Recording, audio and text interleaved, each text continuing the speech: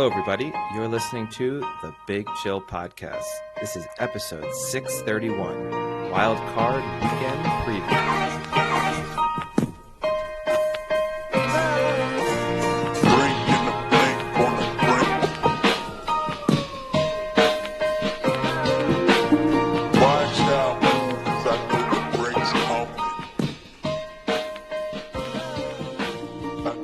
Hello, Big Chillians, and welcome back to the Big Chill Podcast. Frank joins us with Eddie. Eddie, how's it going? Yeah, I mean, as I was telling you, sick. But aside from that, things are going pretty well. Obviously been an eventful 24, 48 hours in the world of sport. So maybe that's the thing that's wearing me down. Maybe. I have to say, this morning, I might have seen a future generation Edward Hewitt in the making. So, indulge me. Guess? No, I don't know which aspect of my personality you're about to make fun of, but let me. Maybe you'll get it after this. So I walked into Dunkin' Donuts this morning to pick up some breakfast. And as I walked in, there was a table of 3 children and what I think was their grandmother. And there was 2 older kids and 1 kid who looked about 3-ish, 3 or 4, let's say. And I am ordering, and I hear this little kid kind of screaming from the table, like, ah! Like kind of like a scream laugh, like really genuinely happy, like greatest moment of his life yell. And he does it like 2 or 3 times. So everyone kind of like is looking over at this table, and the grandmother goes, I'm really sorry, but he is just so excited. This is the first time he's ever been here. His mother's going to kill me. So I look over at this kid, and I swear to God, I'm not kidding you, Eddie. He's got 3 plain glazed donuts in front of him, just all like half eaten, half bitten, and a monster cup of orange juice that he's drinking.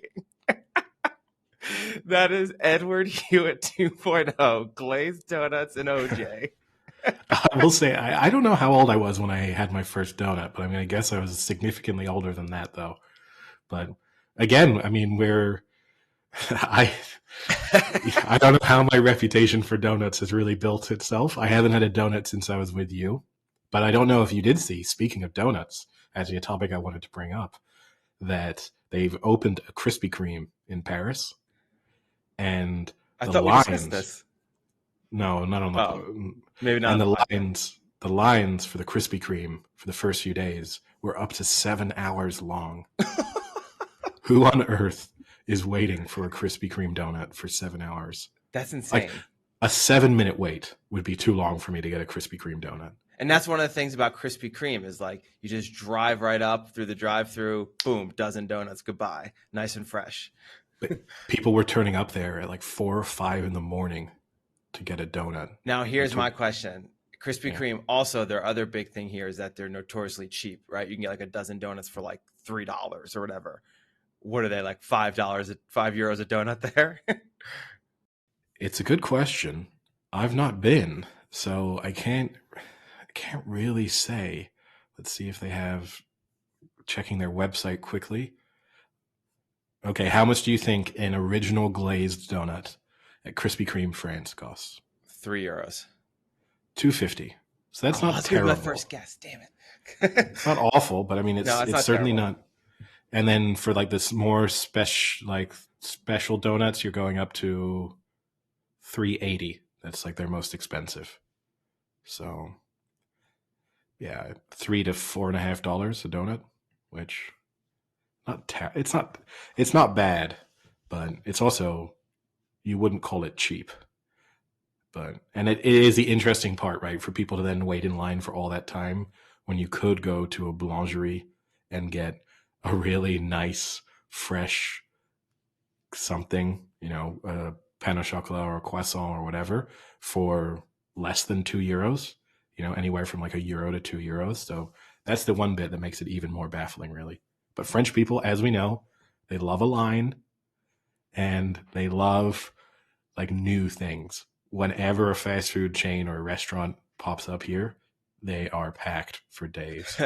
So I guess, Tucson, it's $2.15 for an original glaze or $16 for a dozen. So you're getting a much better value if you get a dozen.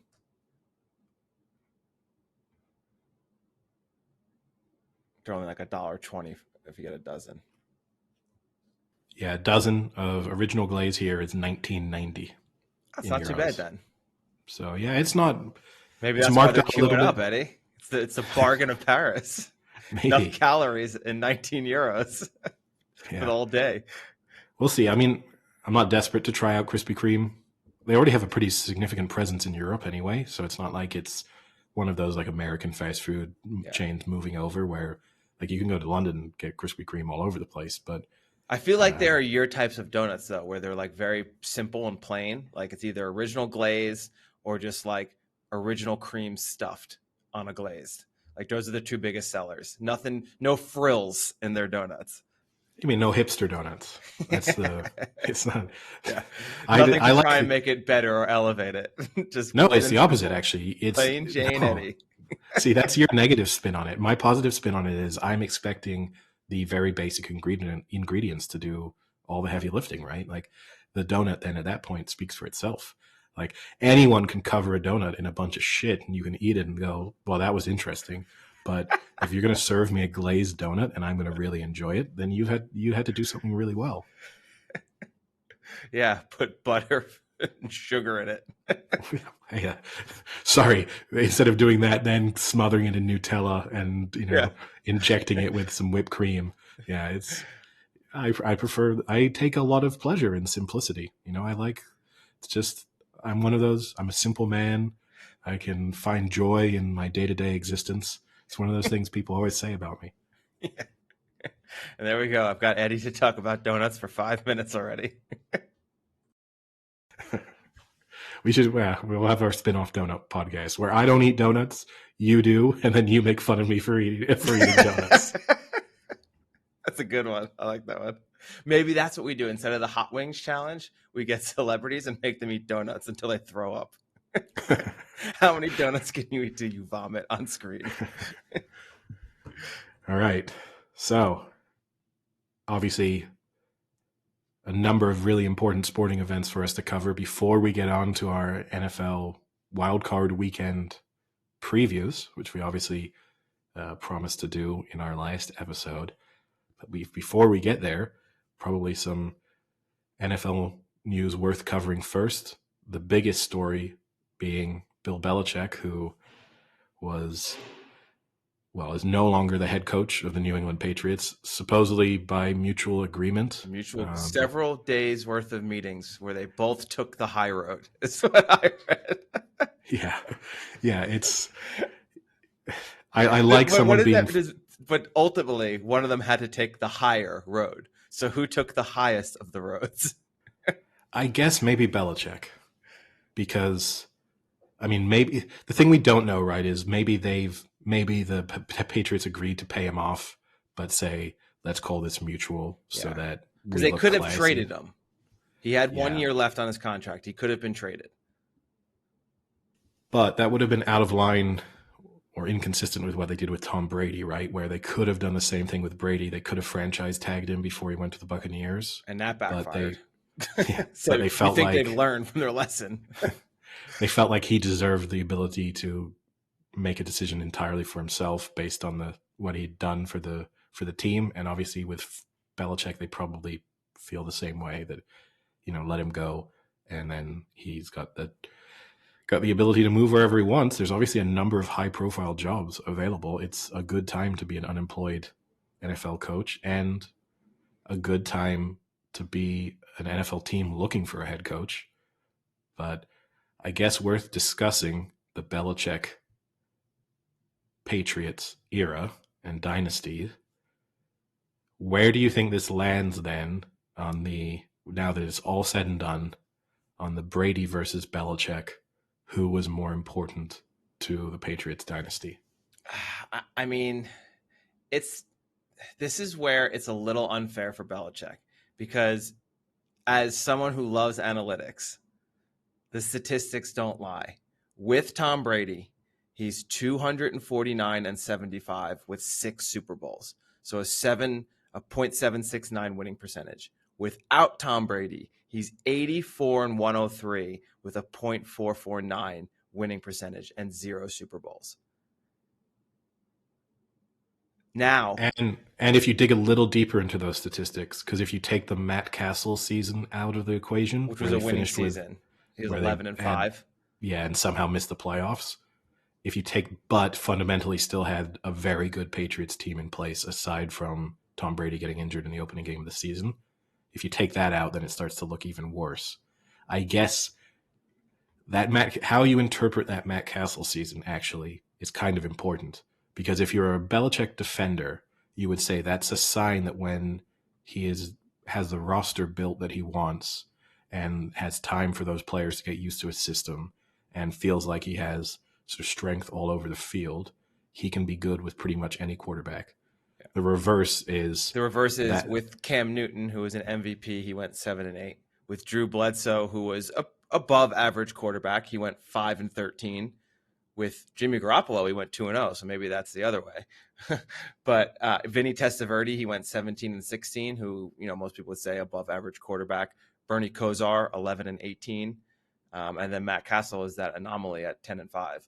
So yeah, it's tough. But at the same time, I still think I'm a little sympathetic that those statistics aren't exactly fair, because I think it is still, you still need a good QB. And maybe the Bledsoe stats are kind of show a little bit, because I would consider Bledsoe an above average quarterback. Like in today's NFL, he's in the top 15. So to have that bad of a record with Bledsoe, it's a little indicative of maybe Brady did play a pretty large role in his success. Like if you had told me, if you took out Bledsoe and you had said, his best QB he had was Vinny Testaverde, who he had a slightly above 500 record, but on a bad Browns team. Like they just weren't that good. And then Cam Newton, who's kind of washed up at that point at 7 and 8. Okay, he's still a good coach, but the Bledsoe kind of gives me a little hesitation there. Maybe. I guess to flip it. Because keep in mind, I just want to finish that thought up. Just keep in mind that Bledsoe era was literally right at the back of Tom Brady. I mean, Tom Brady takes over for Bledsoe, and then they instantly become a playoff team. Yeah, so flip it. Do you think they win? Say Drew Bledsoe doesn't have that injury, and then I guess there is a scenario where Tom Brady never really gets his chance. Wow, what a world that would be. How do you think the Patriots would have won a Super Bowl in the Bledsoe Belichick era? I don't know. That's the whole point of this discussion. I honestly don't know. It is, but at the same time, when you look at those early Super Bowls they won, Tom Brady definitely wasn't. That was full on Tom Brady game manager era. Like to throw that criticism that gets leveled at quarterbacks so often. He wasn't the determining factor in the Patriots winning those first couple of Super Bowls, right? Now, he had some important drives and plays within those wins. Notably their first Super Bowl, right? They drove down the field to get into field goal position late in the game. So there's some early signs of the kind of Brady clutch factor in them. But still, it's not like... Well, his first playoff game, he goes for 312 and takes them back from a 10-point deficit in the fourth quarter. So I do agree with you. During the season, he was in a more game manager style, but I think he had always kind of had that gamer in the big games. Tell me the rest of the stats for that playoff run. Okay, so the first game, he was 32 of 52 for 312, no TDs and an interception. Wow, that stat line reads a little bit differently once you just threw out the yardage originally, and it didn't look quite so great once the rest of the statistics came into play. The second game, he gets hurt, so he only plays the first half, I think, if he even played that much. He was 12 for 18 for 115. It doesn't say how many snaps he took, but I know he got hurt. And then the Super Bowl, he was 16 of 27 for 145 and a TD, no interceptions. Yeah, so I think that does kind of reinforce my point, right? And again, the statistics can be misleading. I know you're a big stats guy, big stats believer, Those but aren't great stats. they're not like, wow, he put the team on his. Those are not Joe Flacco Ravens Super Bowl statistics. You know, you wouldn't say without Tom Brady, they definitely would not have won that Super Bowl. There's probably a lot of quarterbacks who could have been in that system and won that first Super Bowl. So I think that's the tough thing is, in a sense, I'm going to flip the question to one key thing.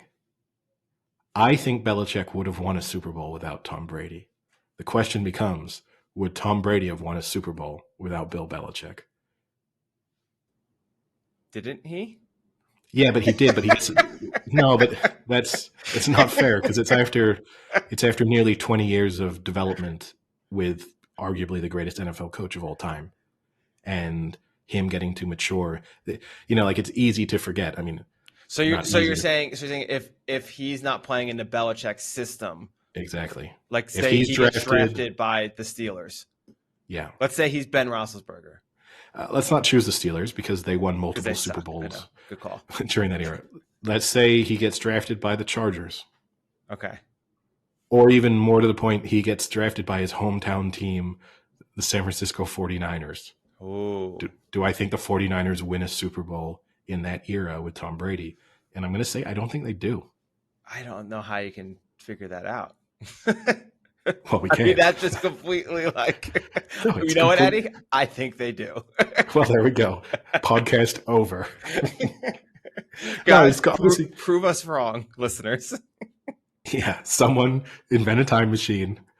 You got to then, I mean, in the multiverse in which we live in, there's definitely one that exists in which this scenario happened.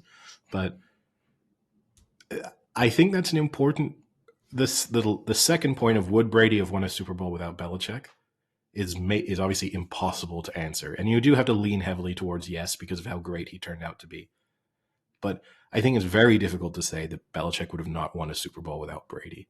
Yeah. And I do think that's a little bit important, where now there's some rewriting of history going on in terms of how, that Brady was the driving force behind the Patriots' success. He was obviously an integral part of it. But our perception of that Belichick-Brady era has changed significantly over the last 2 or 3 years. And I think saying that Belichick definitely would have won a Super Bowl without Brady, which I feel confident in, is at least one important thing when sort of weighing up that dynasty. Yeah, and I've seen in a few places that Brady, to kind of paraphrasing, has said that, he fully believes that the reason they were successful was that both of them were there and like worked off each other, and that they both had similar, like really strong work ethics, and that kind of contributed to it, that they were able to push each other in a sense to be better. I mean, he's not going to come out and say, I don't know. He also comes out and says avocado ice cream is the greatest thing on earth. So he says some dumb shit. But he's not going to say we only won because of me. He's not that stupid. But yeah, I think it's sad. I mean, I really feel like, we've spoken about it so we can kind of then transition. We can cover some of the other NFL coaches who've also lost their jobs since we last spoke. But the other big news too, obviously, was Nick Saban stepping down, retiring as Alabama head coach. Now that to me, that is where I feel bad for Nick Saban, because I think Nick Saban is a better college football coach when all is said and done than Belichick is a professional NFL coach. Ooh. I mean, Nick Saban, his statistics are insane. And no matter where he was, the issue with Saban that he gets shot down for is that he sucked in the NFL. And that will slightly tarnish his reputation a little. But as a college coach, he could maybe be the greatest college coach ever.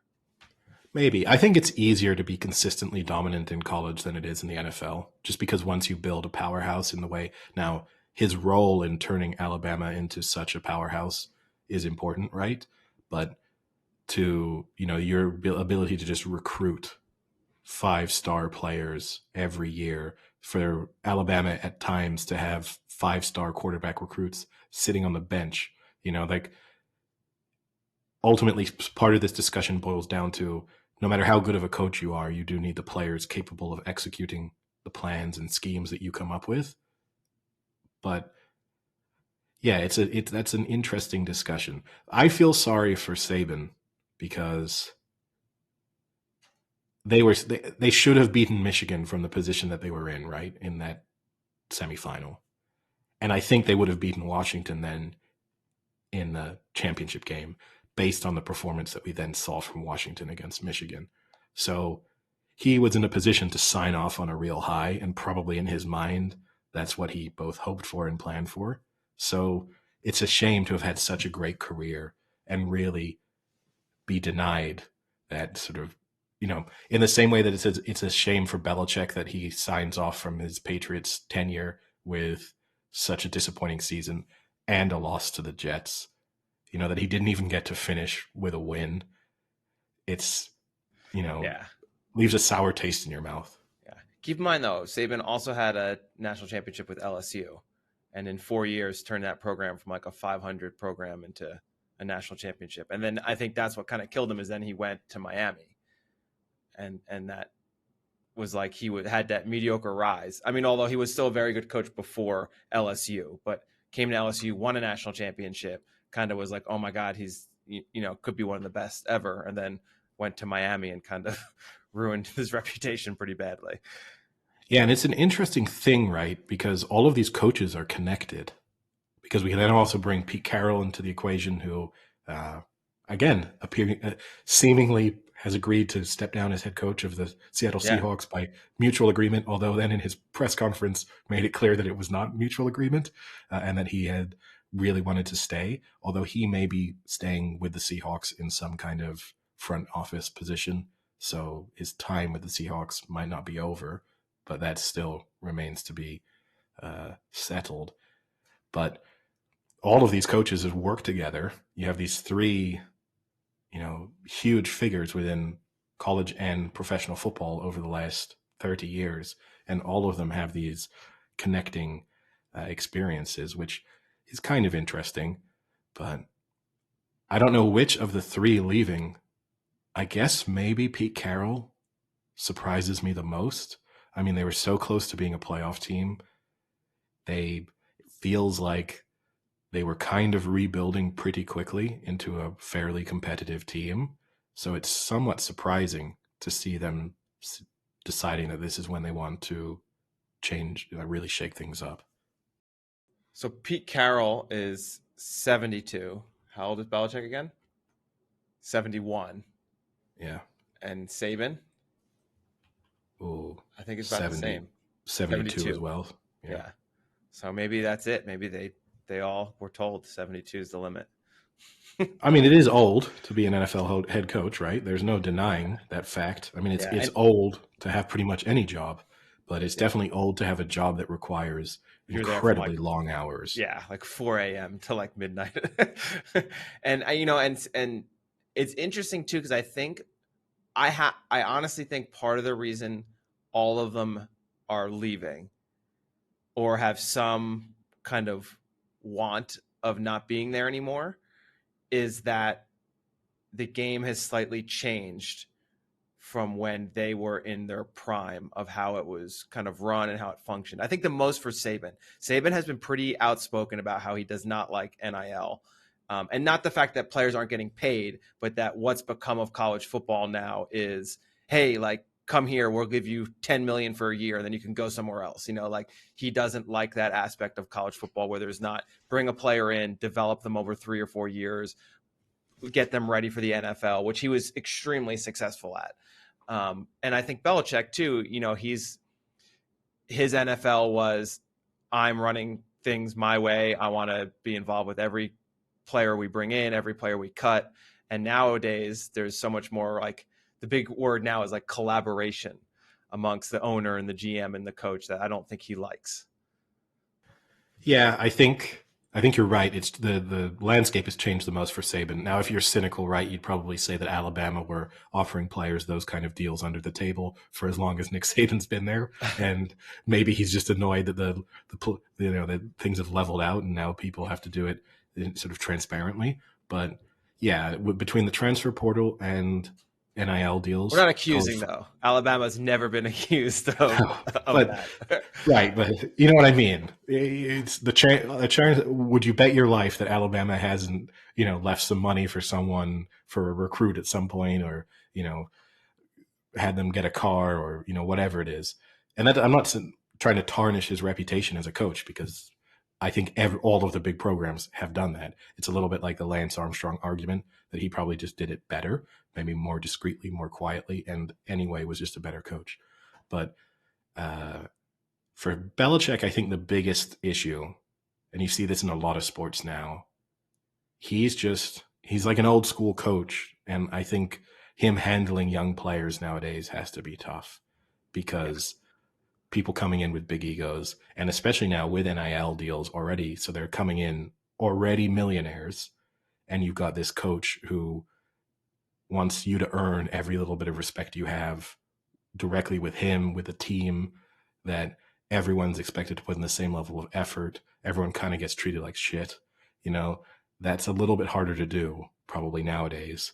And it was definitely easier to do for him when you had players like Brady also towing the line and setting an example for players themselves of like, this is how you're expected to behave.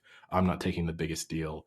I'm here for more hours than I would be at any other team, but this is why we win.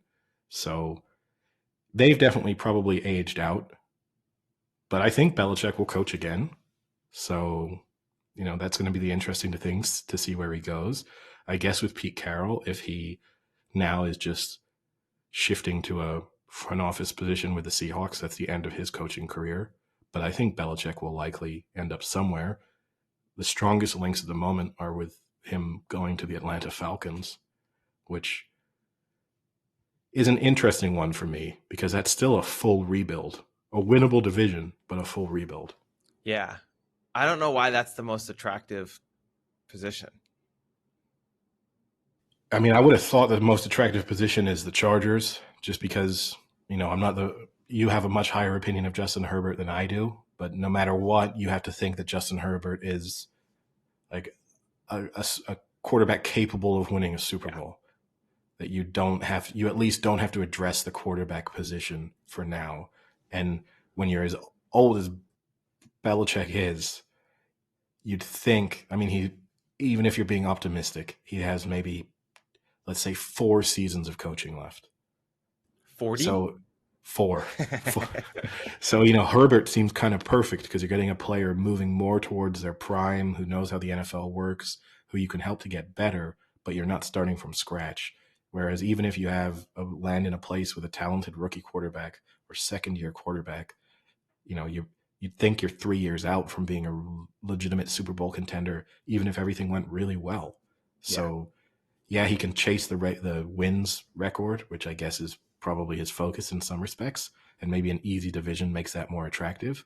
But yeah, you'd think I'd like it if he ended up at the Chargers, because in a sense, like if he goes to the Chargers and they turned into a really good team, he does make the Brady Belichick debate interesting. If he just goes to the Falcons and gets a couple of playoff appearances by winning a mediocre division, eliminated in a wild card weekend, I don't think it really advances his argument much. Who do you think is the better QB, Brady or Herbert? Oh, come on. I think Brady would be better with his left hand than Herbert is as a quarterback. So lastly, just touching on the Nick Saban, I saw an interesting little post about the NFL players that Saban has produced. This is just, I'm pretty sure just at Alabama, but so here's some of the lists. You tell me what position to you is the most exciting or dominant. QBs, Jalen Hurts, Tua, Bryce Young, Mac Jones, obviously all recent, but those are the most successful. Running backs, Derrick Henry, Josh Jacobs, Najee Harris, Jahmyr Gibbs, Mark Ingram, Eddie Lacy, Trent Richardson. Wide receivers, Julio Jones, Amari Cooper, Devonta Smith, Jalen Waddle, Jerry Jeudy, Calvin Ridley. Defense, Minkah Fitzpatrick, Patrick Surtain II, Trayvon Diggs, Marlon Humphrey, Quinnen Williams, Will Anderson Jr., Donta Hightower. I think it's probably the running backs that stand out the most. Yeah. Because, you have running backs on that list who you could legitimately argue were the best running back in the league for substantial periods of time, and also who managed to stand out in an era when running backs don't stand out anymore. Yeah, it's pretty impressive. It's a solid list of running backs. And you know what? They're all, like, almost all of them are monsters. Yeah. No, he definitely recruited a certain type of running back. Those are scary big dudes. Yeah. Now, I guess connecting that, mentioning Derrick Henry, connecting Nick Saban to one of the other NFL head coaches who's lost his job since we last spoke, Vrabel. This is the most surprising, I suppose, of all of them. Vrabel being fired as the head coach of the Tennessee Titans. I was extremely surprised at this. Yeah. Yeah, this is, to me, like, we talk a lot about a team. I think nowadays needs, like we've said now a few podcasts, at least an above average quarterback to win. I'd say, have to be in the top 15, maybe even top 10. But I think the number 2 on that list is then a competent head coach. Like, you have to have a top 10 or 15 head coach. I mean, we look at some of these head coaches that have good teams. I mean, I understand I'm picking Herbert because I love Herbert, but Herbert is in the top 15 of quarterbacks. But then when you look at Staley, he's an absolute moron of a coach, and that team just cannot win games. They can't, like, get out of the way themselves. Like, you have to have those two. And the Titans had Vrabel. I think he is a good coach, and they just haven't had the quarterback lately. I mean, Tannehill has been injured, kind of never lived up to that contract that he had. And then you have Will Levis, who's a rookie who was the 4th rookie picked out of that draft. Like, you can't expect him to come in and be CJ Stroud. He was never supposed to be CJ Stroud coming in this early. So, like, I think it's very unfair for Vrabel to not have that great of a team, like relying on literally Derrick Henry in an NFL where running the ball isn't really done very much anymore. Yeah. And I think you could be most critical with the Titans of some of their front office decisions that they've made, like getting rid of AJ Brown, right? There's Hopkins. They've made life difficult for Vrabel as well, in terms of how there's some of the recruitment and drafting and trades now. You never know how involved he necessarily is in those, in terms of if he signed off on all of those, if he could have vetoed them, but certainly not the smartest decisions. And yeah, I mean, I agree with you. I cannot imagine a scenario where the Titans have a better head coach next year than they had this year. No. Like, I mean, maybe if you told me Bill Belichick becomes the Titans head coach, but they're not that far removed from being a legitimate Super Bowl contender. Yeah. So, although I will say, I mean, maybe it's better off for him because now Derrick Henry is going to be leaving that team. And you look at an offense now where you have Will Levis is your star. I mean, that's not encouraging if you're a Titans fan right now. I don't know where you're getting points. No, things could get ugly for the Titans for a couple of years. So maybe he's dodging a bullet. Depending on where he ends up, yeah. I mean, again, if it goes back to him, you'd think the natural landing spot, if you were the Patriots, and there was a lot of speculation, right, that this could have almost motivated them to part ways with Belichick. He's a former player. He started his coaching career in New England. You would have thought it makes perfect sense for them to then bring Vrabel back to the Patriots and to have an experienced NFL head coach who's relatively young still, who they could sort of start that next long process with. But then speculation is that they're going to kind of go the internal appointment route, which is kind of baffling. We spoke about it off podcast, but which is it's not as for those who haven't heard, it's Jared Mayo, the current linebacker coach for the Patriots and former player, who's been with them for a couple of seasons since as a 2019. coach. Yeah. But given the history of former Belichick coaches going elsewhere to become head coaches, Vrabel is kind of the only success story. Only one. So it's sort of strange to then think this time around it will be different. And on top of it, we want to go from the most experienced head coach in the NFL to arguably the least experienced. I mean, well, I guess we'll have to see who gets hired elsewhere, but most NFL head coaches have at least had, coordinator positions prior to their appointment. So, you really are gambling on the fact that he can be a success. And when you have Vrabel sitting there, it seems pretty stunning in many ways. But who knows? All right, Eddie. I was going to give you the stats of the other coaches in Belichick's tree that have gone on to be head coaches. I don't know if this is correct, though, because Vrabel isn't on this list. Oh, because I don't know if Vrabel was technically an assistant. Yeah. Wasn't he like a linebackers coach? Yeah. Okay. So it's probably that's what it is. So these are assistants who worked under Belichick. There's 10 of them. How many do you think had a winning season as a head coach? Oh, yeah. I can't even think of all 10. If I had play it safe, I'd almost say 0. Or career record above 500. 0. 2. Okay. Al Groh, who went 9-7 with one season as the Jets in 2000, and Bill O'Brien, who was 52-48 before he was fired by the Texans. So just scraped in. Yep. So overall, the cumulative record is 219 and 306 and 2 over 36 seasons, only 6 playoff appearances, and 3 postseason wins. Yeah, it's not good. I mean, it is true that most of them have gone to pretty bad teams. So there is that, it's not like someone has left the Patriots to become the head coach of a Super Bowl contender.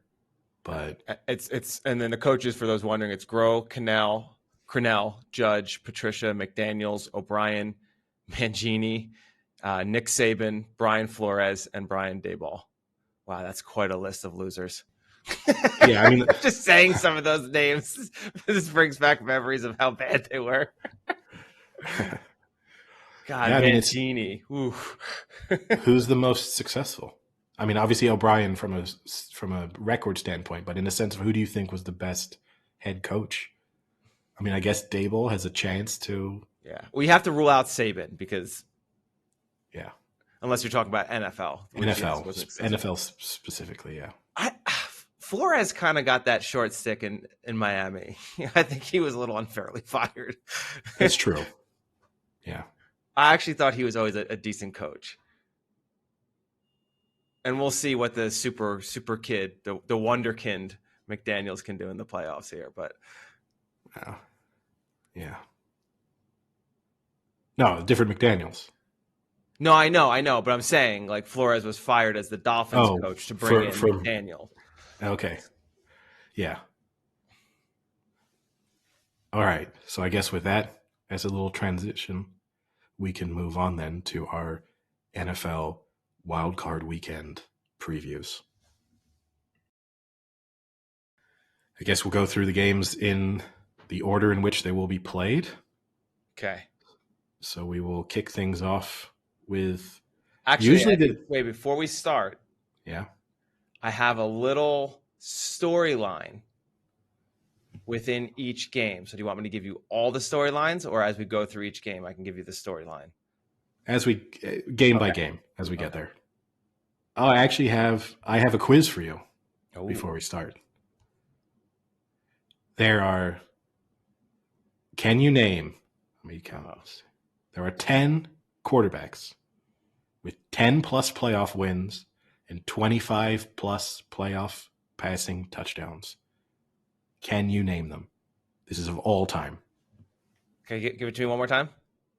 So with 10 plus playoff wins, and 25 plus, so 10 or more playoff wins, or 25 or more playoff passing touchdowns. Okay, passing touchdowns. Yeah. Ooh, okay, let's go Brady. Correct. Let's go Montana. Correct. I'll go Young as well. No. Or did he make it? Steve Young didn't make it? Okay. Steve Young did not make it. Okay, let's go. So there's 10 to get. I'll give you 13 guesses. Okay. So you can get 3 wrong. Aaron Rodgers? Correct. How many playoff wins does he have? Does it say? No, I don't have that, unfortunately. Oh, okay. So you got 3 out of 10. I want to... shit. There's 2 recent ones I want to say, but I'm a little concerned in saying them. I have a lot of names. Do you want any clues? How many are from like the 90s or earlier? I'll break this down really easily for you. 3 are currently playing. Okay. 3 are still currently playing. 3 are still playing. Has Stafford had 10 wins? No. So 3 are still playing. I think you're asking me this because one's going to be Flacco. No, I'm not. That's not why I'm asking you this. One is Joe Flacco, though, but that's not why. Okay. So he's one of the currently playing. 3 are currently playing. Only 2 of them retired before the year 2000. And then so the rest are all sort of fairly recent players. Okay. And obviously you have one of the pre-2000 retirements with Joe Montana. So you're only missing one player from kind of not our era. I'll put it that way. Okay. Eli? Not on the list. Big Ben? Is on the list. I knew one of those 2 would be on the list.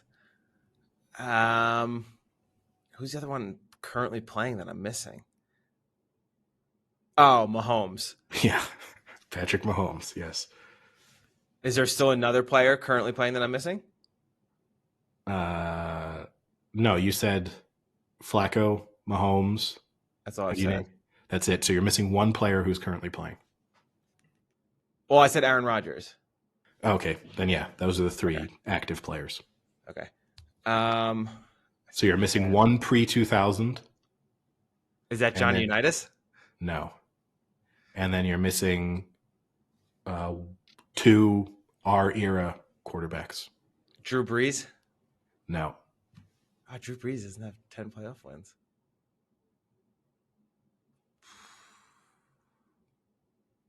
I'm not going to start naming quarterbacks, but I feel like the fact that you haven't named one of these is pretty stunning. Oh, Peyton Manning. Yeah. So you're missing 2. One of them is on TV.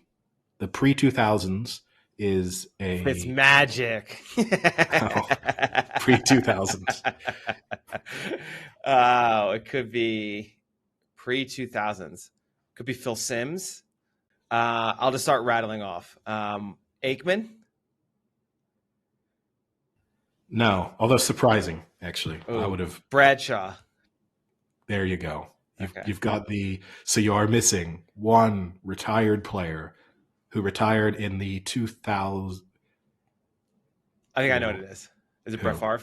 It's Brett Favre. There you go. The thing is, I guess the interesting thing, right, is Joe Flacco is the only weird name on that list. Yeah. How does Joe Flacco have 10 playoff wins? That Ravens team was consistently pretty good. I guess maybe they had 3? No, that's not a lot. Well, 10 is a lot. They had 4 from their Super Bowl win, right? Because they definitely came through the wild card that year, I think. So they had 4 from that season alone. And then they made they had a few years where they lost to the Patriots in the AFC Championship game. So, it's not too surprising. But it's the thing is then, that's part of the reason. It means that Joe Flacco is almost certainly going to be a Hall of Famer, right? Which is sort of strange. I think the crazy one is Steve Young doesn't have 25 touchdown passes because he has to have over 10 wins. For sure, he has over 10 wins. He must be running the ball a lot. Yeah, not that many playoff touchdown passes. It's true. Did I say? Is Elway on the list? Did I say Elway? Elway is not on the list. No. No, there's a few surprising players who missed out. Although, oh no, LA is on the list. Sorry, Oh, okay. LA is on the list. Maybe you didn't. You Maybe I didn't didn't name say him. I LA, guess. Yeah, I counted wrong. but that kind of just LA. came to mind too because I thought of Yeah. like running QB with that epic run touchdown he has in. No, there are a few players who are surprising, but I guess when you go back, pre 2000, getting to 25 or more touchdown passes in the playoffs is tough. So that would be the thing that's really holding some of these guys back. All right, what's the storyline then for the Browns Texans? That's the Deshaun Watson Bowl for those who don't know, which will not be featuring Deshaun Watson, but in one of the probably most infamous trades potentially now, the Texans traded Deshaun Watson to the Browns for a way to rebuild their franchise, but surprisingly are already back in the playoffs with C.J. Stroud as a rookie QB. Whereas the Browns have ditched Deshaun Watson, or not ditched, but he's injured, and have gone to Joe Flacco that we just mentioned. A pretty good storyline, I think. Yeah, it's not quite. I think it's not quite as compelling as maybe you think it is. I think it's more just depressing if you're Watson. Like this has to be one of those weeks where. Do you think Watson is really feeling depressed about this, Eddie? The guy's got over $200 million guaranteed dollars. I think it still must be settling in a little bit, like that his career, because he got that one big contract, but he would have expected to have multiple big contracts, right? And I think that might be gone. Like I don't know how big of a contract he's going to get next time, and honestly, like he's looking like he probably won't be a starting quarterback next season, because I think if Joe Flacco wins a playoff game, then it's hard to imagine that the Browns do not just sign Flacco for next season. If they can afford it. I'm sure they can figure out a way to do it, but I think that's the and if speaking of Eddie, did you see we talked a few weeks ago about teams paying players bonuses for sitting out, and we discussed whether they could actually do that. The Browns did pay Flacco the bonus he was supposed to get had he played in that last Week 18 game. So I guess you can pay out bonuses that players don't get. Well, they had to restructure his contract, though, to do it, right? I mean, That's the thing. So you can't just decide to pay it, but you can re-agree terms quickly so that the bonus is for something else, which, in the world of NFL contracts, everything is just unnecessarily confusing. But all right, Browns, Texans. What's the spread? The spread is the Browns -2. So we have a road favorite to kick things off. Road favorite. Which actually, I guess, typically this is not a very watchable game, right? That first Saturday game usually is when the worst playoff matchups gets buried. And I would say, in a way, this might be the least interesting playoff matchup. But at the same time, it's a pretty good game. There are some interesting storylines from both teams. Yeah. So this is a rematch from about 3 weeks ago. I think it was like week 14. And this was for those who are probably in fantasy football would remember, this is the Amari Cooper week, where Amari Cooper went for 11 receptions for 265 yards and 2 TDs. The Browns won this game convincingly, 36-22. However, the big caveat here is that David Mills was the starter for the Texans and not C.J. Stroud. Yeah, so that's a pretty big change, obviously, in terms of what to think of in this game. The Browns come into this nice and refreshed, right? They rested most of their starters last week. So those little injuries that were maybe a slight concern for players like Myles Garrett, hopefully they should be fully recovered and raring to go. that gets into that rust versus rest debate that talking heads love to have. I don't really get how rust can kick in after 1 week off, but I'm sure that will be debated if the Browns go on to lose this game. Personally, for me, I just think this Browns defense is such a dominant force. I think that the Texans, who will struggle, they obviously rely on those big plays that they're able to produce. And at times, CJ Stroud, when plays break down, we saw it last week against the Colts. He has that kind of Mahomes factor a little bit where he can make something happen even when it looks like you've got a sack or at worst an incompletion is coming, and then suddenly it's a 20-yard gain. I just think he'll be under pressure pretty much the entire time. And then this Texans defense is not exactly spectacular, and I think the Browns will be able to move the ball on them pretty effectively. So I think this is a really nice matchup for the Browns, and I expect them to win, and to win actually by a relatively comfortable scoreline. I'd say 7+ points. So, yeah, I mean, the Browns have the number one ranked defense in yards against, but they do let up a lot of points. So since Joe Flacco has been the starter, I'll just run you through the games. They lost to the Rams and gave up 36 that game.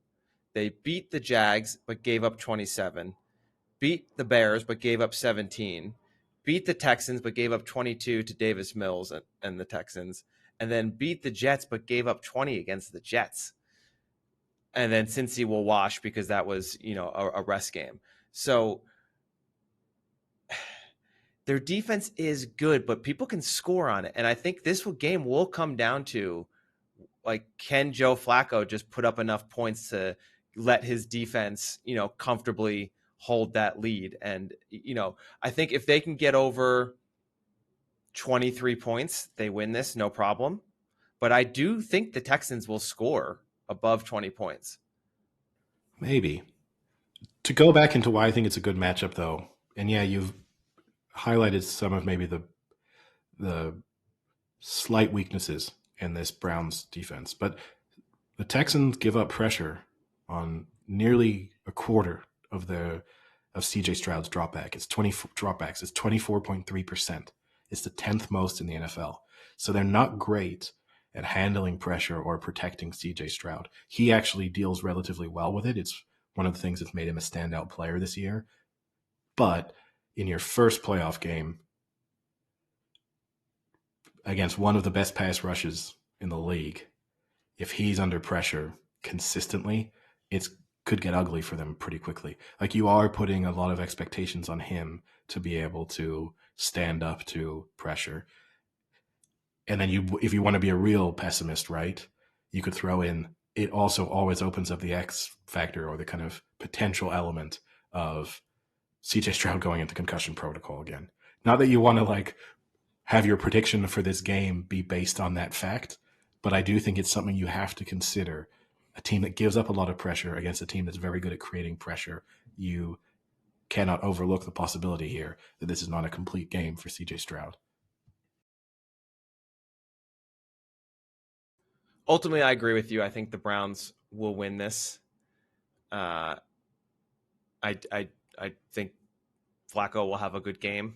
I think it'll be close, but I think 2 is it's a fair spread. I think the Browns can cover that, within a field goal. And the 44, I think over on that. I mean, the way that the Browns, and it's not so much the Browns defense isn't as good as the stats say. I still think they are a very dominant defense, and Myles Garrett is very scary.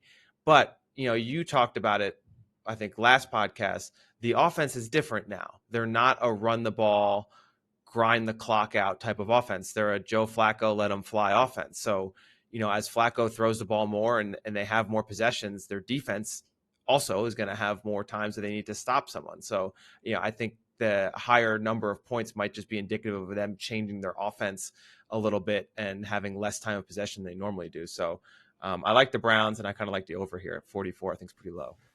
Yeah, and I think that's one of the things to like about the Browns in this kind of Flacco era is they've sort of embraced the strengths of both sides of their team on both sides of the ball, which is an ability of their defense to force turnovers and then their offense to score points, but they're happy to have turnovers on the other side of the ball at the same time. And the major question coming into that game was Amari Cooper was questionable. And he has said, I think, since yesterday that he is playing. So not to worry. All right, we then move on to the second game, which is the Dolphins at the Chiefs. What is the storyline for this game? Storyline for this game, I think, is Tyreek Hill. So Tyreek Hill, former star on the Chiefs, goes to the Dolphins, has a career year in receiving, while the Chiefs have a career low in wide receiver receiving. So what's gonna break here? Well, given the other big storyline surrounding this game, which is this is set to be the coldest game in NFL playoff history. Yes. Based on current forecasts, the estimates are that the temperature will be as low as -5. And I think with the wind chill factor, that's Fahrenheit too. Fahrenheit, yeah. They are then expecting it to be as low as something like -12, -13 with the wind chill element. So this is going to be absolutely freezing. So with that in mind, I think in terms of what's going to give, that's obviously not a game that suits a open passing game and Tyreek Hill trying to explode. This could lead to the Chiefs maybe the Dolphins trying to be more creative in terms of how they use Tyreek Hill in motion and in the backfield. I think that's pretty likely. Now, I said that I thought I was going to pick this as my upset of the week, and that weather forecast has made me change my mind. Wow. Yeah. You know what? As a fan of the Chiefs and Chiefs fandom, I don't think we want your pick, Eddie. We don't want your support. Well, you're going to get it because you dig a little deeper than this Dolphins team, which already on paper doesn't feel like it's really built for cold weather games just because of how they're set up. Everything's about speed, about explosive that Miami wide receivers. Life can't go to Kansas City in that cold. No. And then Miami as a whole do not travel well in cold games. So if you look historically, they are the worst team in the NFL in cold weather games. They have lost 10 straight games where the kickoff temperature was 40 degrees or below. And they have lost those 10 games by an average of 17 points. Now, Wow. Trying to factor in how sort of historically bad you are at handling, like the fact that they lost in 2012 in a cold weather game doesn't really impact what they're going to do this Saturday. But some of those games have occurred in the past couple of years under this coach with many of these players. So, it does look like they are probably not going to be suited to what this setup is like. The most recent cold game that they played in was last January. They played 2 cold games, both against the Bills, including their playoff loss last year when they lost 34-31 to the Bills. That was 27 degrees. They lost earlier, and then they'd lost. Yeah, so that, in a sense, if you're a Dolphins fan, you could put a positive spin on that. They probably should have won that game. They scored points. They moved the ball well. But, yeah, I just think this is not a team built to play in the cold. And so I'm going to give the Chiefs the edge, and I'll take the Chiefs to win, and I'll take the Chiefs to cover the spread. Yeah, so it is almost a slight disappointment that it's going to be so cold. I don't like when weather affects games. I want to see, I always want to see the best game. In the playoffs, I just want to see the team, how they're supposed to be in the best game. Don't put them on a rocky surface or on a cliff and see what team can run up an incline better. That's stupid. Give me a neutral playing field. The fans, fine. Obviously home field advantage, you want that. But, let the playing surface and the surroundings environment be optimal. But I don't think that, to me, is even the main factor in why I don't think the Dolphins can beat the Chiefs. I just think the Dolphins are so banged up right now that they come into this game very unfortunate not having a lot of their team, and especially their defense. They're missing their top 3 pass rushers. And if we know one thing about Mahomes, if you give him time, he will pick you apart. And especially this year, I think, when he might need some more time because his receivers can't get open, right away. So I think that's a big loss for them. Also, their 2 starting safeties are both questionable right now and potentially might not be playing or might be limited. So now you're down like 5 of your defensive starters against a Chiefs team who are very comfortable in the playoffs. They've been here so many times. They're not going to be rattled. They're going to pick you apart when they can find weaknesses. And then you go on the other side of the ball and you have, Waddle's battling an injury. Mostert, I don't think, is playing as well. So you have 2 of your best offensive players aren't playing. This is a very unfortunate situation for the Dolphins. It may be a little unfair even that they're coming into this season when everyone thought the big injury was going to be, does Tua make the season? But Tua is healthy and the rest of the team around him is not. So a little unfortunate. And I think that definitely sways my pick to the Chiefs. Combined with the weather and being at home, the Chiefs are much more used to this scenario. So I'll pick the Chiefs here. Again, I think you said the spread was 3.5 now. The Chiefs are favored? 4.5. Okay.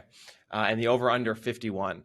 I could see the under actually happening. I know Miami loves to score the ball, but again, like you said, they're playing in a very cold environment that's not going to be conducive to that type of offense.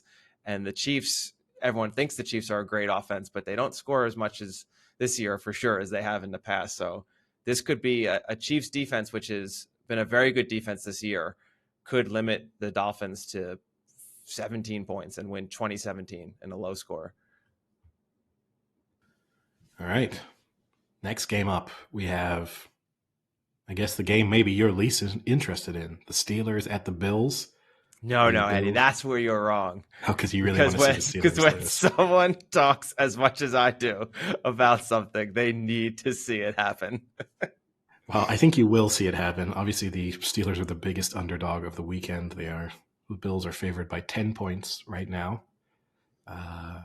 I think that could be, we spoke about it on the last episode. I think that could be even higher by the time this game kicks off, because I think people will just convince themselves that there's sort of no way the Bills can lose. What's the storyline of this game?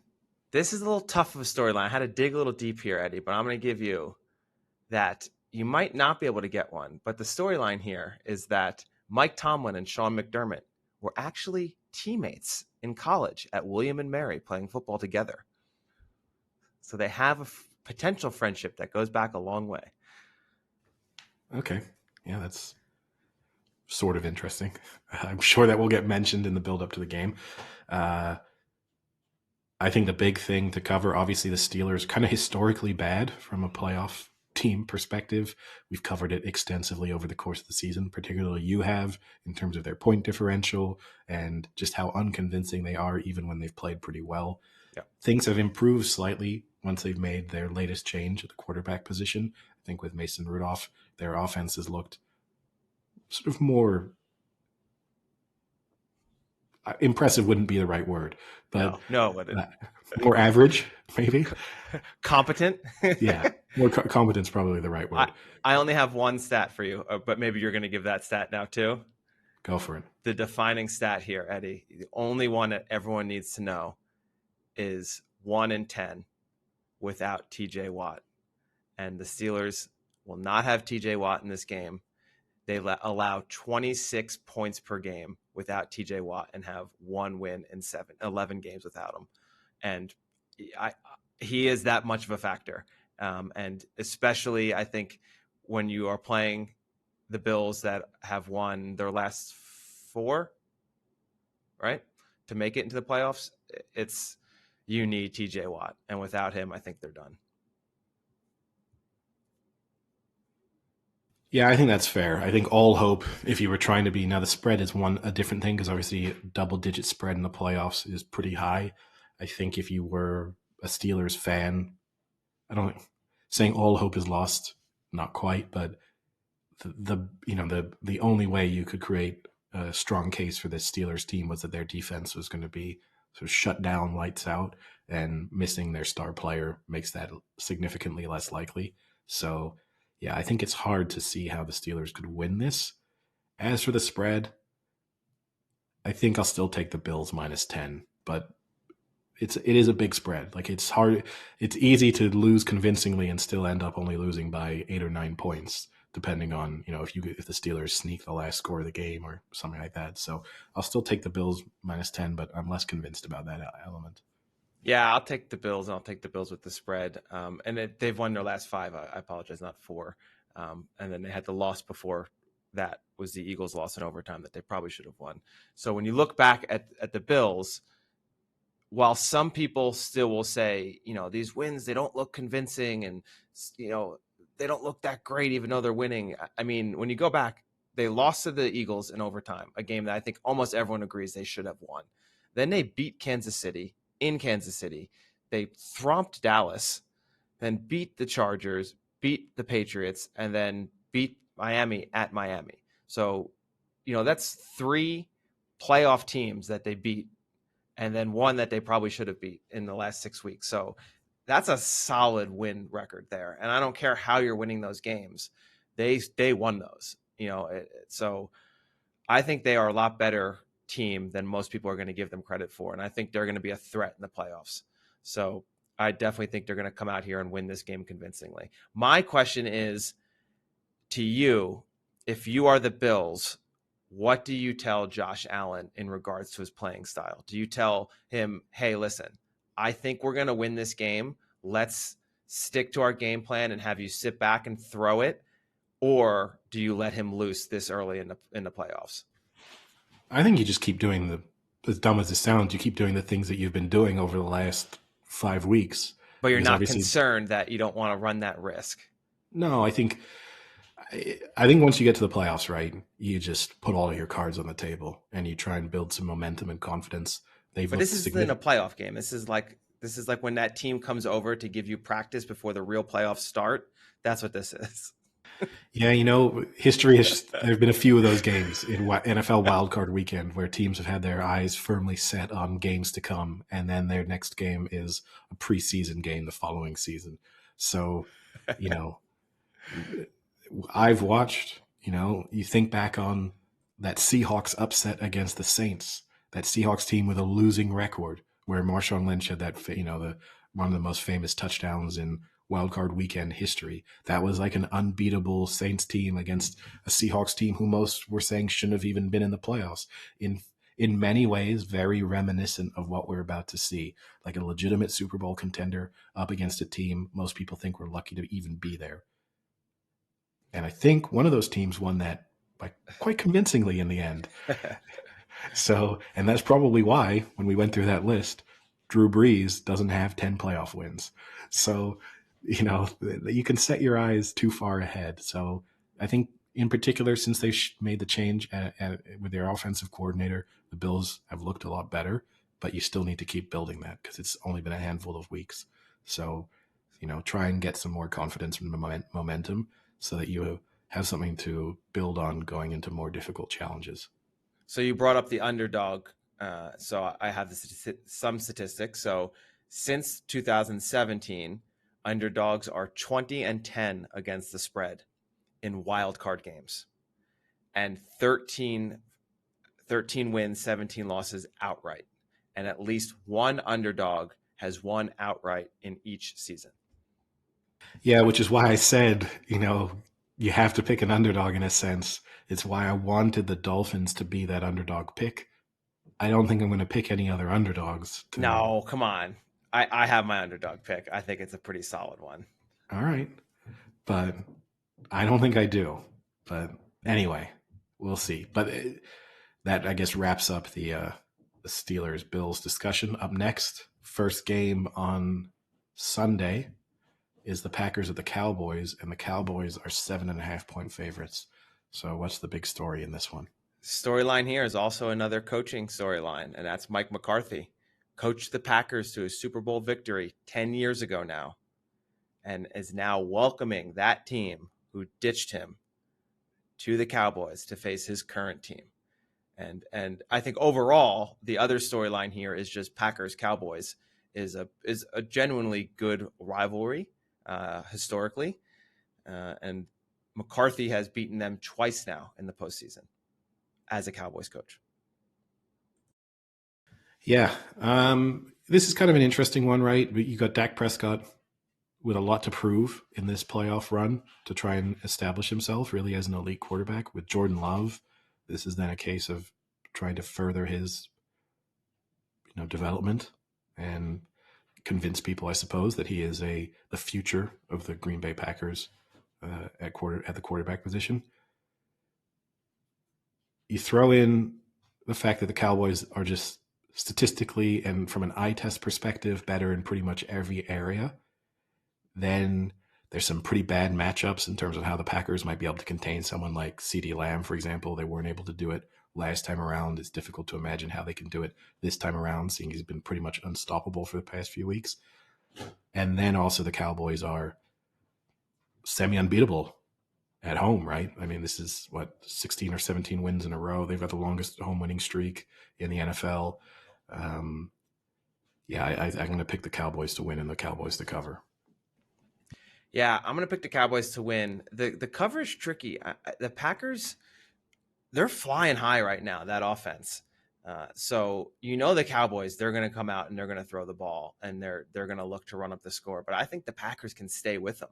They are not afraid to throw the deep shot, to just keep going. Jordan Love can get 40, 50 attempts a game. They're not afraid to do that. This is a little different, I think, than usually most people think the Packers love to set up that run game and then, have Aaron Rodgers pick it apart with play action. This is a little different now. So the spread is tough. 7.5 is tough. It's, it's kind of technically still a 1-score game, but a little over your traditional 1-score game. I'll pick the Cowboys to win. I'll pick the Cowboys to cover. I do have an in-pick trivia for you, though, Eddie. This is the only little trivia I had for you. Can you name this year the top 2 quarterbacks with passing touchdowns? What do you mean? As in with the most passing touchdowns? Yes. The most passing touchdowns in the NFL. Can you name the top 2? Dak Prescott. Dak Prescott, number 1. And I mean, in a sense, you're kind of tempting me to now say it's somehow Jordan Love, but I'll say Tua as the second option. Jordan Love, number 2. So Dak has 36, Jordan Love has 32, Brock Purdy is in third with 31. So expect the TD passes to fly. Yeah, maybe. All right, up next, I'm assuming this is the game where you are predicting your upset because we have the Rams 3-point underdogs at the Lions. I think everyone knows it by now, but what's the main storyline heading into this game? The main storyline, I think everyone does know. Stafford returning to Detroit, winning a Super Bowl, coming back to face his old team that he was traded for 3 years ago this month. But I think you can equally say this is Jared Goff playing a home game against the team that said he would not be able to win them a Super Bowl. So a little bit of revenge on his side there. Yeah, I think it's really different. For Stafford, this is kind of a nice return home. He had a very long career with the Lions, and then he was sort of allowed to leave to go and try and achieve success elsewhere. Whereas it was really a vote of no confidence in Jared Goff. Yeah, I was going to say, before you got to the Jared Goff no confidence, did you see that they were questioning whether they should do something for Stafford upon his return? Like, are you kidding me? I get it, but no, I'm sorry. This is playoffs. Well, I've got one really good stat heading into this game. This is the longest gap between 2 teams playing against each other in the playoffs in NFL history. So they've only played each other once before in the postseason, and that was in 1952. So that means that this is a 71-year gap between when they last played in the playoffs. So going to be difficult to try and use that as any kind of indicator of what the outcome will be in this game. But just in case you like to see historical playoff matchups as some kind of influence, the Rams lost that game 31-21. So history is on the side of the Lions when it comes to these 2 teams. But in a sense, right, this is an interesting matchup because it's 2 of the most explosive offenses in the NFL. two top 5 red zone offenses. And then you'd think that the differentiator, in a sense, would be the fact that this Lions team has a better defense. They aren't great up against the pass, which is a concern up against this Rams team, which kind of leans very heavily on pass attempts. But they pretty much shut down the run. So the third best in terms of yards per, in terms of actual carry, second fewest rushing yards. I'm torn. So I'll let you make your pick first. Obviously, it seems like you're going to be picking the Rams, but I'm a little bit torn here. Yeah, I'm going to pick the Rams. And so I'm going to go to – I'm hesitating in picking the Rams because it's not that I don't think the Lions are a legitimately good team. I do think they are a good team. But I think that Sam Laporta injury is going to really come back to haunt them. He was so dynamic in that offense, and especially the last 5 or 6 weeks of that season, he was just being featured more and more, and to the point where defenses kind of had to start knowing where he was on the field at all times, kind of reaching that like Kelsey level of, we got to keep an eye on this guy at all times. And that is such a huge loss for them. It really opens up that offense, and gives Amon-Ra St. Brown the opportunity to go deep up top and to have that running game with Jahmyr Gibbs just really kick it off. But the Rams offense right now is just, it's so much better than it was at the beginning of the year. You have Stafford, who you can trust. I think you can trust Stafford as your QB. You have Kyron Williams, who's been great at running back this year. And then you have Nakua and Kupp, who will be, rested. So you have 2 great receivers there.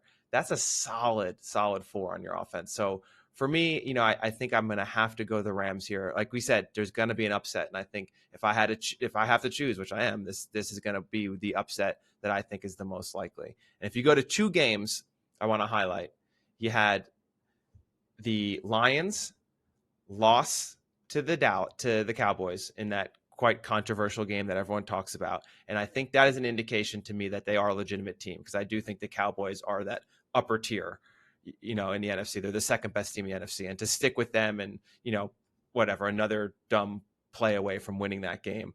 But the other game that people forget about is the Rams took the Ravens to overtime about 5 weeks ago. And, that could be one of the better games one of the better teams the Rams have ever played against, when you look at what the Rams have done to finish off this season. So people who are going to poke holes in the Rams and say, oh, who'd they beat? The Giants, the Saints, the Commanders, they're not having a great schedule. Well, they took the Ravens to overtime, and, they had that weird, was it the punt return, right? Is how they lost that game, a punt return in overtime. So that's a good game, and that's a good game to have on your resume. So I'm not worried about the Rams not having won quality games. No, I think that's legitimate, and this is one of the tougher games to call. But coming into this, Matthew Stafford and Jared Goff both have 24 wins since they were traded, which is kind of remarkable. And that's cool. I am going to give... Tell me they have the exact same yards. Start to really blow my mind, Eddie. No, unfortunately not. And I am going to give the...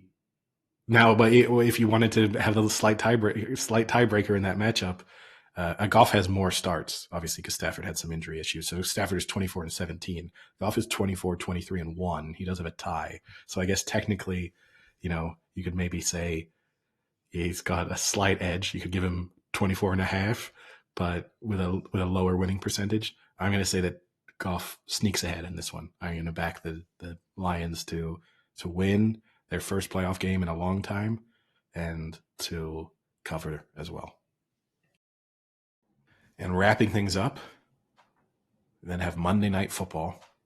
Do you like this? Do I like it? Do you like a Monday night game? No. Where would you like this game? Would you like it 3 Saturday, 3 Sunday, or 2 Saturday, 4 Sunday? I'd probably rather have 3 Saturday, 3 Sunday. And if really ruin that weekend. If you could really talk me into it, I'd almost rather have a Friday night game than the Monday night. But I understand that for recovery reasons, that would be a little bit tough. Although I guess you could spin it the other way, which is if you win the Friday night game, you have a minimum of 8 days off. So you could try and kind of think of it that way. But I don't love it. I feel like it's wild card weekend. The weekend is over, and then you have this one game left. And the Monday just doesn't feel like a playoff day for me. But the final day of the wild card weekend, Eagles at Buccaneers, and the Eagles are 3-point favorites. What is the storyline of this game? We call this the Lincoln Riley Bowl. Baker Mayfield versus Jalen Hurts, two former Oklahoma quarterbacks. Only 2 years apart separating them, which seems like it should be further away, but they actually are pretty close in when they were at Oklahoma running that offense. Well, this is a tough one. We kind of discussed it a little bit on the last episode. You obviously have an Eagles team pretty much in free fall. All the things that they were doing well earlier in the season or last year when they obviously made the Super Bowl, they seem to not really be able to do. Their offense just consistently stalling, their defense giving up long drives, big plays, basically can't stop the run at this point. But on the other side of things, you have a Tampa Bay Buccaneers team that's not great, that has a injured quarterback. I mean, definitely isn't going to be playing this game at 100%. So in a sense, like the stats, I'm sure you'll have a few interesting ones, but this all boils down to me just on the kind of the eye test and trusting the quality of the Eagles to eventually shine through here. So I'm going to take the Eagles to win and to cover. I'd be very surprised if they lost this. And I think if they lose this, they should fire Sirianni. Because I think if they lose this, this just means that something is very rotten within their team. And the only thing you can do is get rid of the head coach at that point. Yeah, this is a tough one. I genuinely don't know what to pick here. The Eagles are in free fall. Lost 5 out of their last 6 to not even so great teams, and their only win is against the Giants, which I think you'll say is a close game, and you almost predicted the double Giant loss.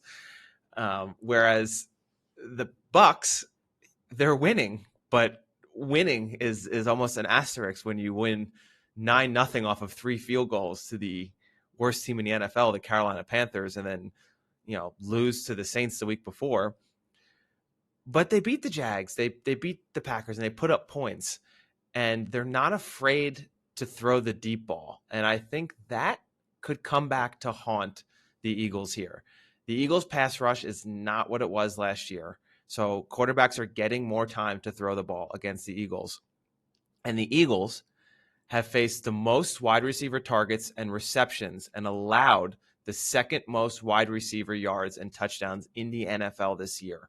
So they rank bottom 5 in receptions, touchdowns allowed to perimeter wide receivers, and bottom 5 in targets and touchdowns allowed to deep passes. So why am I saying perimeter receivers and deep passes? Because if there's one thing the Bucs have, it's Mike Evans, and he is a deep threat perimeter receiver. So led the league in touchdown catches, 3rd in receiving yards on deep passes. They're going to go to him, and they know that they're going to have to go to him to win that game. So I wouldn't be surprised if you see some big numbers from Mike Evans and maybe even 1-2 touchdowns from Mike Evans. But ultimately, I do think the Eagles are the better team. Baker, as you said, did not look healthy last week. And I just have to think that the team that was in the Super Bowl last year can beat this Bucs team that is not very good. Yeah, this is the ultimate. The Eagles have lucked out this week with, I think, the only team that they probably could have beaten in the NFC and maybe in the playoffs. Maybe Steelers without TJ Watt, I think, makes them pretty weak there. But any other team, and I would have picked against the Eagles here. Yeah, I think that's fair. But yeah, I think they should be just a little too good for this Bucs team.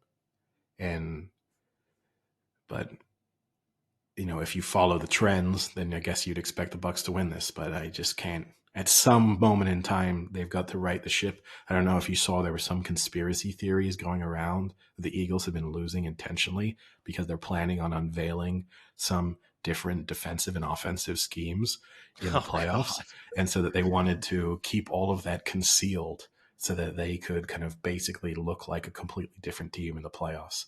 I think if you believe that, you'll believe pretty much anything. But, we'll see what happens, I guess. But yeah, that wraps up the wildcard weekend preview and predictions. Any other? Yeah.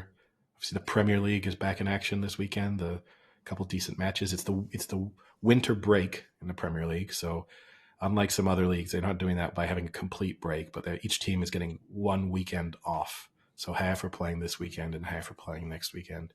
Newcastle City is kind of the standout game this weekend, so it'll be interesting to see what happens there. I did see Jordan Sancho is going back to where he or Jaden, you mean? Jaden, sorry. I said Jordan. Got Jordan Love on my mind.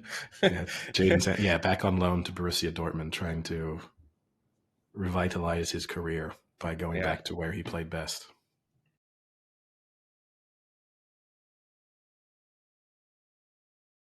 All right. Anything else to discuss? Yeah, I know we always discuss, non-sports and do TV and movie. I don't have much on that front. I have two little things that I want to bring up. The first is I mentioned that we went and saw Godzilla -1, which is a very good movie. I've also been watching Monarch: Legacy of Monsters on Apple TV, which is based off of like the new version of Godzilla, the American Godzilla, where people have seen like the new King Kong movie where they're tying it all together with these monsters that come from like this underground land. This show is actually not terrible. It's not great, but it's a show I can put on when I'm on the elliptical and be entertained enough to not realize I'm exercising and watch it. The thing that they do that I genuinely like, that I wish, it's slightly difficult, but I wish more shows and things did, is there's been a lot of heat lately for like aging and de-aging characters. So what they've done is they have two timelines, but one of the characters, the timeline for him in the early timeline is Wyatt Russell, and then the later timeline it's his father, Kurt Russell. So they're using the father-son tandem as a way to have this like be the same character but different versions of him. They'd have a scene where they show like Wyatt Russell's face and then they fade and transition into Kurt Russell's face. It is amazing how similar they look when they did that. And I just love that idea of like, how can we do this without having those stupid de-aging effects and make it believable? Because it legitimately, they are very similar in the way they talk, the way they move, and the way they look. So I thought that was a great call by whoever put that together. Also a great move by the Russells, right? Because that's a good way to try and get your son's acting career to take off a little bit more by sort of tying him to a superstar. Yeah. Professional hockey player he was before that. Professional loosely, he was playing in Europe, but I mean, he was playing for like the high level German. It's still impressive. Yeah, and his father was a professional baseball player, Kurt Russell. So that's pretty cool. Quite the family. Yeah. Well, yeah. So that was one I thought was pretty interesting. But the other thing is, big fan of Below Deck. It's like the one reality TV show I watch. I just like the idea of like the yacht and like what they do on the yacht and like the chef on the yacht and the people who run the deck and stuff. Halfway through this season, they brought in a young French guy. He's just like a very tall, goofy, very stereotypical French person. I have said since the first episode that this person reminds me of podcast favorite Vasilis.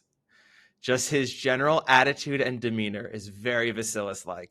So, for instance, I mean, when you work the deck, they work really long hours, and he'll work for a little bit, and then he'll just be like, "Oh, can't we just get a break? I need to eat. I need to exercise. Like, I just want to do some push-ups and lay down." Like, just everything he kind of does is very Vasilis. And then when it comes to like the women, it is amazing. So this is he was getting very down.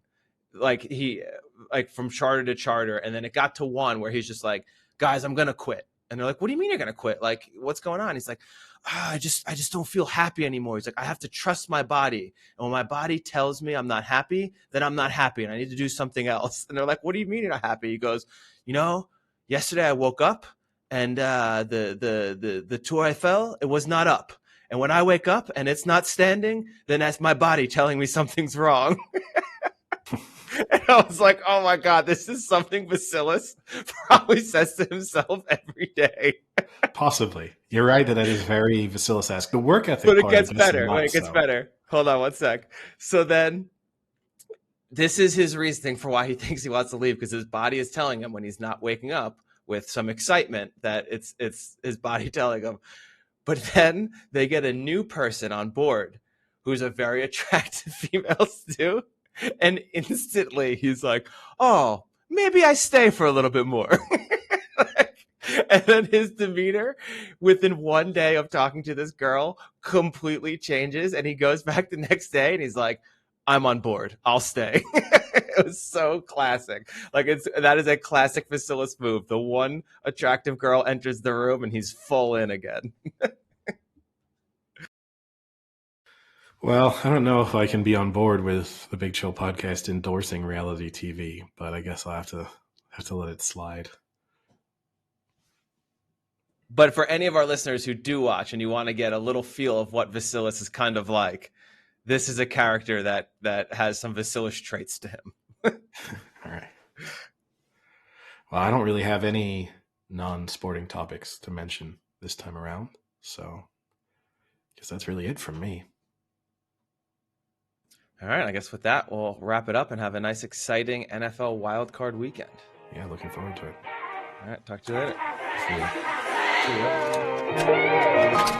See you.